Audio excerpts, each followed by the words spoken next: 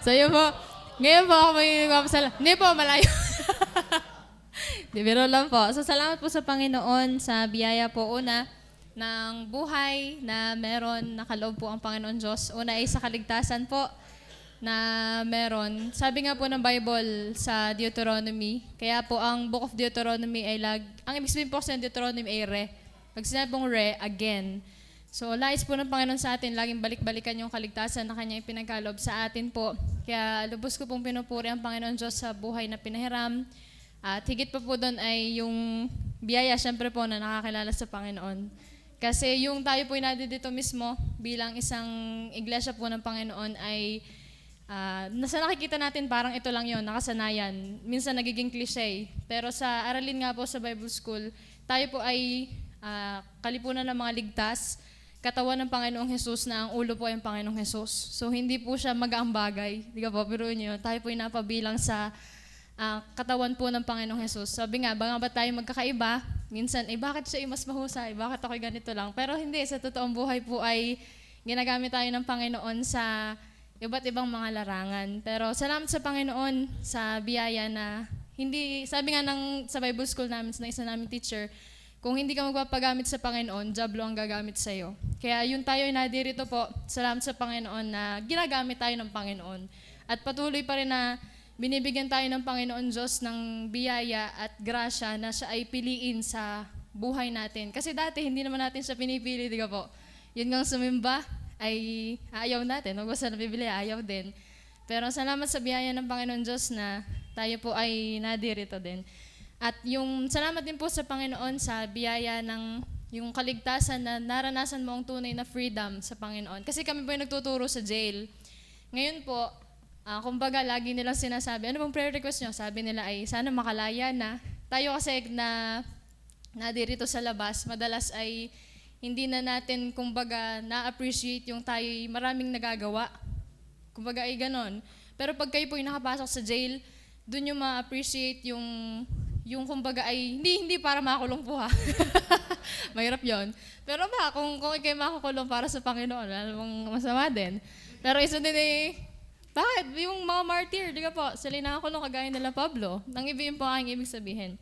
So yun po, kumbaga ay, kapag kayo po yung nakapasok sa jail para makapagturo, doon yung po marami tayong ma-appreciate sa buhay na ito na parang ang nakakasanayan, pero sa totoong buhay ay hindi po.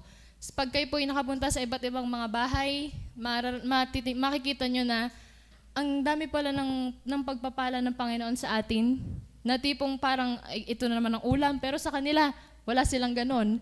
Ang bahay natin para lagi dumi-dumi, kasikip-sikip. Pero yung ibang mga tao, walang bahay. O kung may bahay man, kumbaga talagang isang tulak na lang ng aso ay tumba na. So, ang dami pong mga pagpapala ng Panginoon Diyos sa ating buhay na pinapakita po ng Panginoon simula nung tayo ay naligtas at naging manggagawa ng Panginoon. So, at isa po ay nagpapasalamat din po ako sa Panginoon sa biyaya po nandito pa sa gawain ng Panginoong Diyos. Kasi sabi nga po ay kung bakit nadirito pa, hindi din naman nga po dahil din natin, di po ba? So kung tayo naman nga po ang magdidesisyon sa ating sarili, sabi nga ni Pastor kanina, walang pastor na siya mismo sa kanyang sarili naging gusto maging pastor. So, ganun din po sa akin, personal po walang magagawa.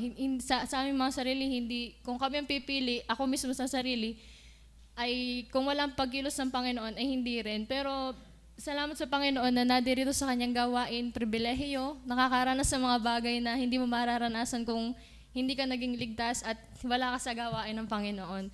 At isa po ay salamat din po sa buhay ng pastor na meron po tayo. Tunay na biyaya po yung may nangunguna pa sa atin. Kagaya nga po ng ano po kanina na message po kanina sa YP. Ang Panginoon po ang ating shepherd. Pero dito po sa church, sa local church po, salamat sa Panginoon na meron po na nagpapastol sa atin para kumbaga makakain tayo bilang mga tupa ng Panginoon. And sunod po, salamat din po sa Panginoon sa mga Bible study na mga nakakasimba. Ang mga Bible study po natin, simula po naging manggagawa po tayo, siguro ay 3 taon. 3 taon po nating sinatsaga. Nito lang po sila nakakasimba. kumbaga, may halimhim, yun, halimhim, may halimhim ng, sana kayo ligtas. Oho, yung gayon. Kasi pag tinanong nyo naman po sila, yung ilan, lalo tigit yung mga nakaka-attenda po talaga ngayon-ngayon lang, ay may nasasabi na assurance somehow. Kaya po yung biyaya talaga po ng Panginoon na tayo po yung may naaakay, biyaya po yun. Ano po? So, at isa din po ay, ako po yung nagpapasalamat din po sa atin pong mga ka-members po na kumbaga sa mga manggagawa po or kahit sa inyo po mismo na mga naiimbita. Salamat po kapag kayong may mga nag-aasikaso.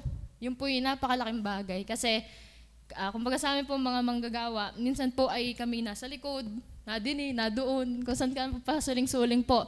Pero yung kayo po ay simpleng tabihan po ninyo yung mga bisita, yun po ay napakalaking bagay. Kasi sila naman po ay hindi amin. Yung mga nag-iimbita sa kanila, hindi po yun sa kanila. So yun po ay sa atin, kumbaga ay ang atin po silang akayin, tulong-tulong po tayo. Kung hindi man po tayo makapag-imbita, bagamat nagsusumikap, ay yung mga nakakarating po, atin pong pagkaisahan na tabihan, alalayan, kasi alalahanin natin yung unang araw na tayo ay nadirito na walang tumatabi sa atin. Na gusto nating umimik pero hindi tayo makaimik. Pero yung kumbaga, lagi nating balik-balikan yung araw na tayo ay may tumabi na nag-akay din sa atin, nag-alalay sa atin. Yun din po ang ating gawin sa kanila. So sa atin po na mga nag-iimbita, ay salamat po ng maraming pag-imbita at lalo't higit salamat din po sa mga nag-aalalay po sa ating mga bisita din po. So salamat din po sa gawain ng Panginoon sa mga ministeryo na pinagkatiwala pa po niya at isa po doon ay yung sa mga bata.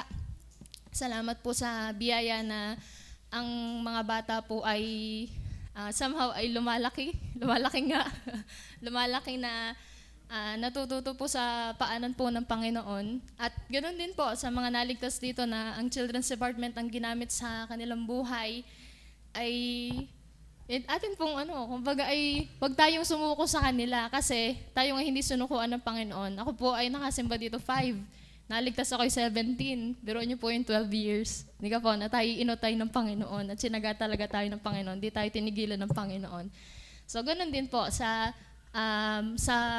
mga bata. Bagamat minsan sila ay hindi natin maintindihan, di ka po, na makulit, malikot, pag-alagala diyan. Pero yung mag-care tayo sa kanila in a way, yun po ay sobrang natatandaan ng mga bata. Yun din po, salamat din po sa leaders po na nakakatulong sa gawaing iyon, yung mga payo. Kasi ang inyo pong lingkod ay naging, kumbaga nadirito sa gawing ito na wala pa po akong masyadong background or kaalaman sa pangunguna po sa ganung bagay. Pero salamat po sa mga yung may mga concern po mismo na lumalapit na ganito ining ang pwedeng gawin, yung mga ganun po. So salamat po din sa inyo. Yun po ay biyaya pong tunay. And salamat din po sa kabuuan po ng church po. Nakakaranas ng bagay na, alam niyo po yun, yun, salamat po sa biyaya din ng Panginoon na nagbe-birthday po na nasa gawain. May kaligtasan, may mga kapatid sa Panginoon.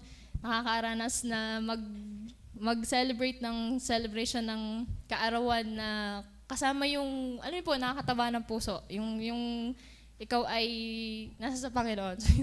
Maraming salamat po, biyaya po ng Panginoon.